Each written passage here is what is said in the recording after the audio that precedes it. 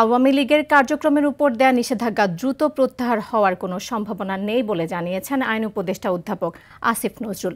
দুপুরে বরিশালে পূজা মণ্ডপ পরিদর্শন শেষে সাংবাদিকদের তিনি এ তথ্য জানান। তিনি আরও বলেন, যখন কোনো দলের কার্যক্রম নিষিদ্ধ করা হয় তখন তা স্থায়ী নাকি অস্থায়ী হবে তা নিয়ে প্রশ্ন থাকে, কিন্তু বর্তমানে আওয়ামী লীগের কার্যক্রমের উপর দেয়া নিষেধাজ্ঞা উঠিয়ে নেওয়া হবে এরকম কোনো সম্ভাবনা নেই। অশান্ত পাহাড় প্রসঙ্গে তিনি বলেন, পাহাড়কে যারা অশান্ত করবে তাদের বিরুদ্ধে ব্যবস্থা নেবে সরকার।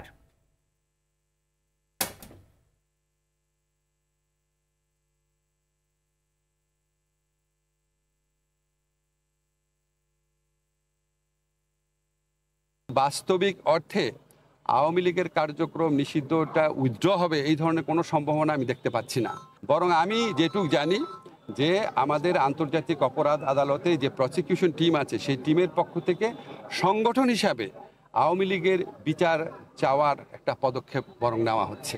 কাজেই এই নির্বাচনের আগে তো দূরের কথা, অদূর ভবিষ্যতে আমি আমার পর্যবেক্ষণ থেকে যেটুকু বুঝি আর কি, আমার ধারণা আওয়ামী লীগের কার্যক্রম এটা আপনার যে নিষিদ্ধ হয়েছে এটা উইথড্র হওয়ার কোনো সম্ভাবনা নাই বাস্তবিক অর্থে।